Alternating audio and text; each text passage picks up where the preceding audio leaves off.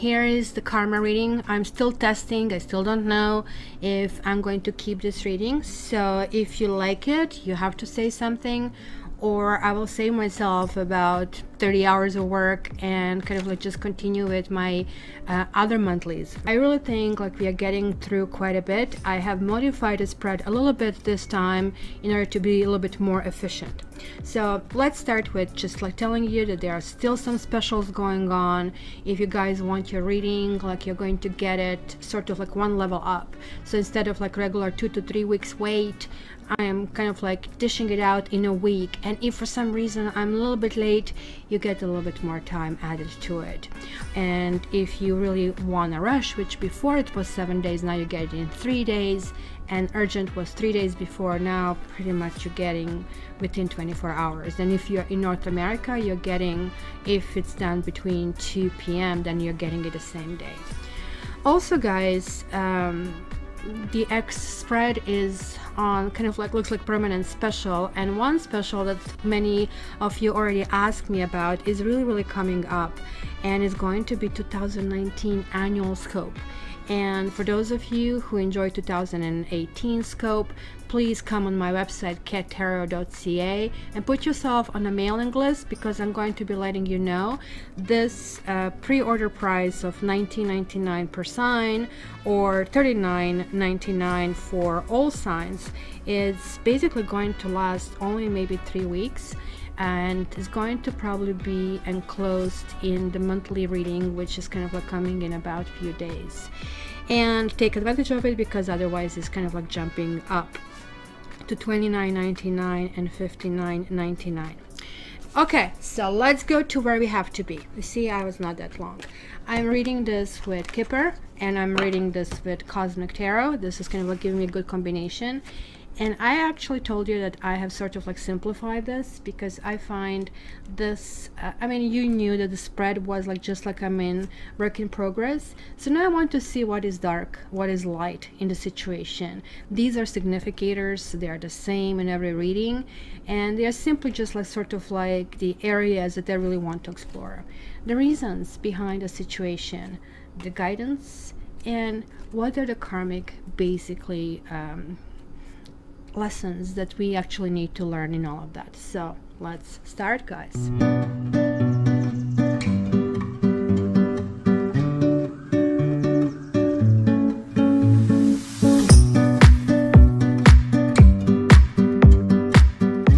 Hi Scorpio, and welcome to your twin flame reading. Just guys, so you know, in the general reading sometimes things come through, sometimes they don't. And that's why, to kind of like get a better picture, please check your ascendant and check your moon sign. If you're cross watching, check their Mars sign as well. So let's start. Let's see what's hidden for you. And you got this dreaded Three of Swords and family room. Guys, I know that you kind of like really thrive on intensity, right? And I know that you usually go all the way in. Like it looks like, interestingly enough, we have like this basically three swords in this like flower. They're kind of like standing from what appears to be a courtyard, right?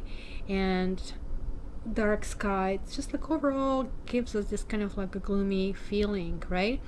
I really think they're looking at this destruction of the rose, and this is kind of like a sense of ritual that kind of like we see here. This woman is completely covered, right, from head to toe, and she's like definitely concealing her emotions. So the rose in the Western culture is really a symbol of emotional and physical passion. It is really to us, the Westerners, what the lotus is to the East. It's kind of like also an emblem of spiritual unfoldment or vulnerability. So when one opens their heart, right, whether this is being like a child or as an adult, and when we kind of like meet indifference or rejection or worse yet exploitation, right, then the wounds are really deep and the pain can be so intense that like rather than attempting to heal, then just like kind of like one decides to cut away what is perceived, basically the source of the pain, the heart itself. So this is really telling me that there are like sort of like few victims in this basically situation, right? Just like all these three people, just like the rose, are the victims. And maybe there was like some kind of like emotional alienation, and even though this is like falling into what you didn't know, maybe this is how you came across, or maybe this is how somebody else came across. This also can talk about the separation and the third party kind of like relationship and grief. There is like absence of somebody who you have been very, very close to you, feeling this family room, right?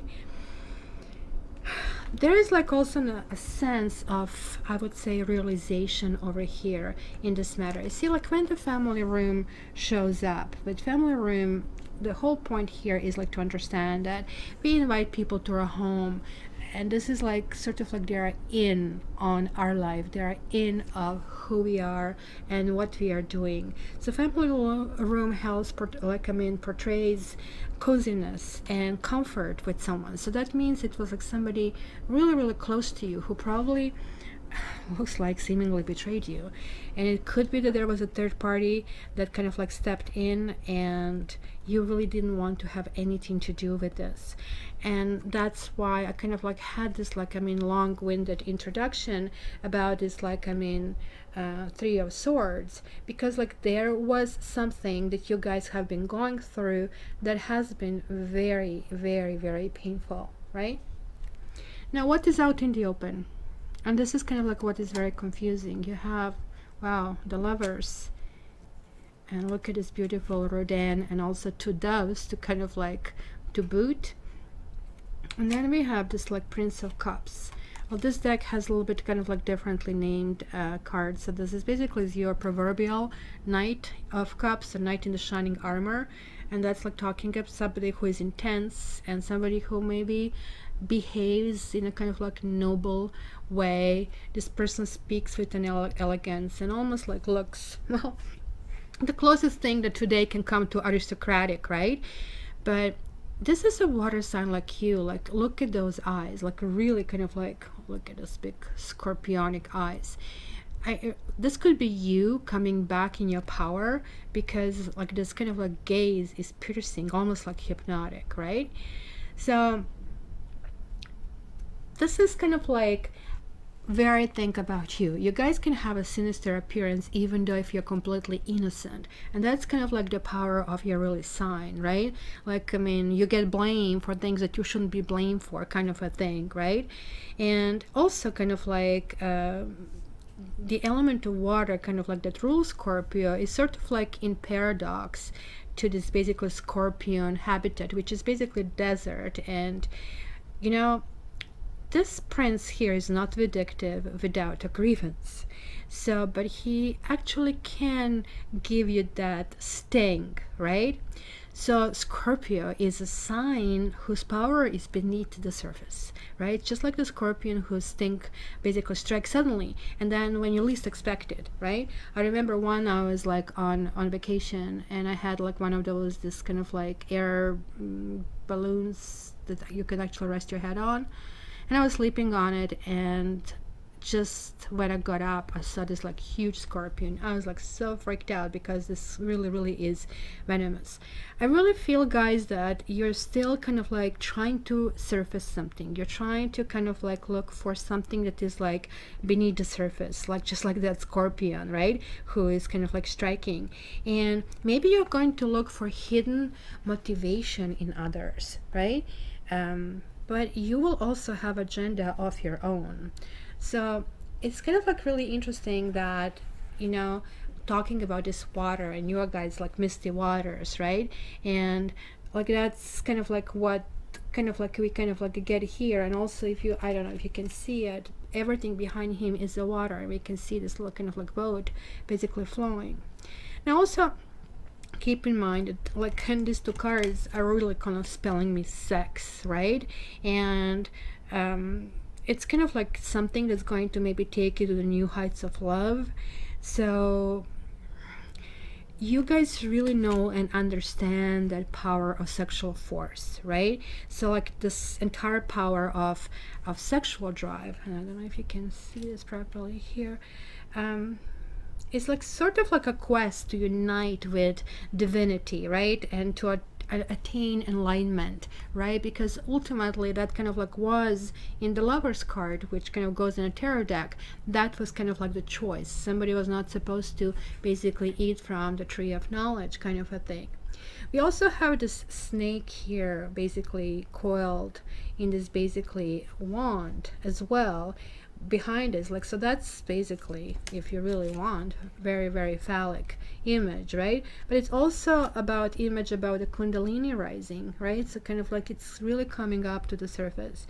So I don't know, like I really think that this is like talking about somebody with extreme sexual and emotional charisma, and you know, something that can make you extremely happy.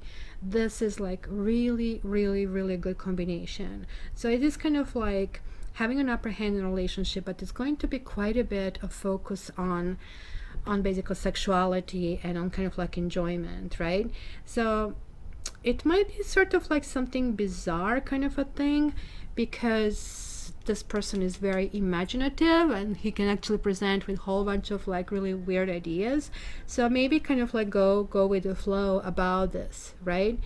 So you might recognize this person if you already know, because this person kind of like is very mysterious and kind of like there's attraction, and it's going to feel really magnetic and intense, right? And also at the same time, this person can be kind of sly and cunning. It could be a swindler to some kind of like sort, right? So kind of like driven with passion. Whatever kind of like this person does, it's kind of like really passionate. So let's see here the reasons behind like you and your twin. So you have the moon reversed and the message. Now the moon, and we see the lobster. It can as well be another scorpion right over here, and then we have these like two fishes chasing each other, basically tails over here. So now this is kind of like really interesting to me. This is like an extremely powerful card. It's also a water card. I mean, just to be honest, here we have like two air, we have here two basically water. So you're going to be switching between reason and emotion in this entire kind of like basically period, right? So you know, like the metaphor of basically of way in which kind of like this lunar forces basically manifest, we really see in the tides on this planet, right? And then we see this like enormous force that can actually be created with kind of like this. That's kind of like this unseen, intangible force, and that's basically the same thing with the moon. And this water is basically that emotional basically flow that you can feel within yourself, and sometimes can just like really come and hit you, or sometimes you're going to feel like that you have no emotions whatsoever. Now this can actually talk about emotional gratification as well.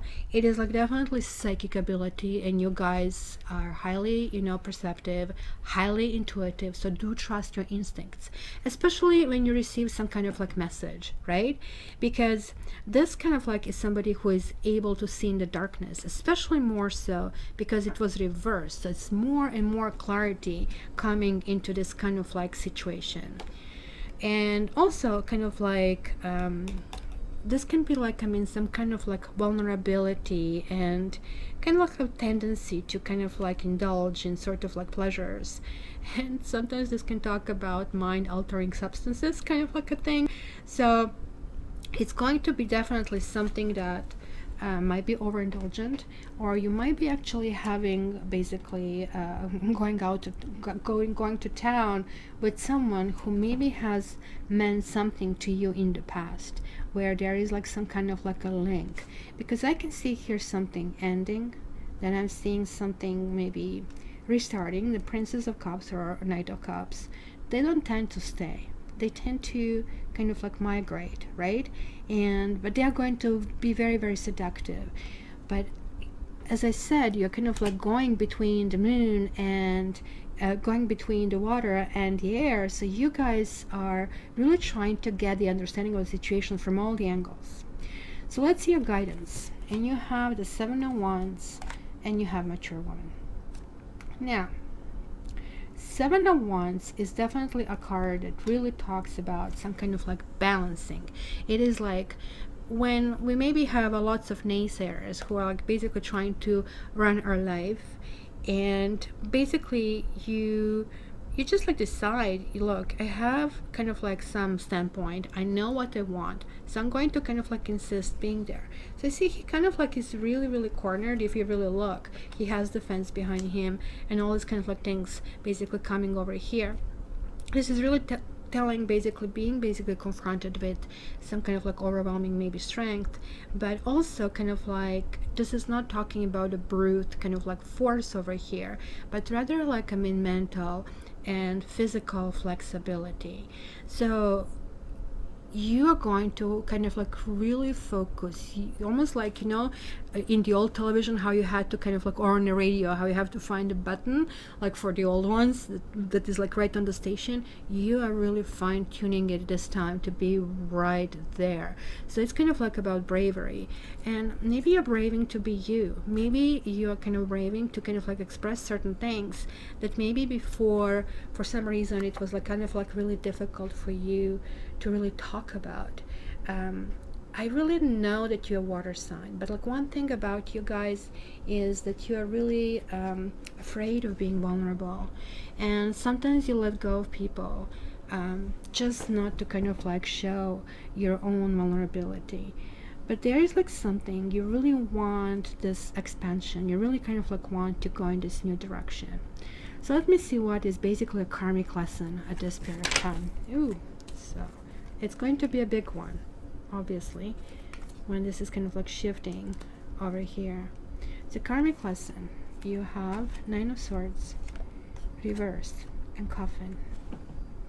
That is kind of like really interesting, because look at here in the Nine of Swords, this snake has been slayed. So is this talking about is like Prince of Cups? Is this talking about this like phallic snake, that somebody who kind of like provided you so much joy also provided you so much pain, and now you're saying it's enough? Absolutely enough. But at the same time, you're kind of like realizing that you could have walked away, you could have sheltered, maybe, you know. I see here there is this little shelter that the door is still open even though everything else is collapsing. Maybe you're dealing with a person from whom you have to learn the lessons about communication. The swords are always about the points being made, and something harsh and sharp maybe coming our way. And karma here is basically saying to you that you simply need to absorb and acknowledge and say, gotcha. Next time I catch myself doing that, I'll be really careful. So almost looks like that through this person, through your twin flame, you are getting a much better idea about who you are, what you want, how to communicate, what basically needs to be brought out in the open, what doesn't need to be brought out in the open, right? It's kind of like getting rid of some kind of like negativity and even maybe shame. And I really think it could be some kind of like anxiety of a loved one, but there is like some kind of like definitely a self-realization, acceptance of reality. And you guys are going to really have this month, in spite of everything, like I mean, understanding of your own brilliance. You will kind of like feel, yeah, I kind of like want this one in spite of everything. So it looks like almost like somebody was pulling you in all direction, and with you kind of like being so firm. Look, you know who you are, you're standing basically your ground, and whoever is coming your way, or this could be different kind of like probes and kind of like approaches, it's just like at this stage kind of like deciding to kind of like understand, wait a minute, like so and so, like my Scorpio is like, got it. So maybe you're not going for the same kind of like provocations that happened in the past.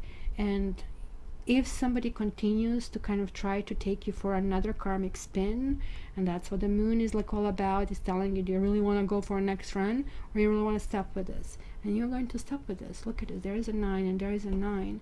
You are at the end of the kind of like cycle, because look at this 1 and 9, and you are just ready to start with a new one. So certain things, interestingly enough, here we have the rose again as well. So here it was like something that was buried, and maybe it was a time rejection is God's protection, and it's a new one that's going to really light up, because that's also what happens when you finally realize the gravity of the situation. And given that you are kind of like going so deep and so intense, sometimes like you're maybe kind of like not really seeing this entire periphery of the situation, and you're really coming into your soul, because look at this, like 2 6s are coming here very strongly. So Scorpio, you're like definitely being Scorpio, you're kind of like shedding your skin and kind of like applying this charm and sexuality, and yet kind of like resurrecting and being that phoenix that is kind of like rising all over again. Would love to get your comments, guys, and if you really want a reading with me, cattarot.ca is the best way to find me, and would love to see like about your twin, what's going on here, and who is this charmer over here. Thanks so much. I love you. I'll talk to you soon. Bye.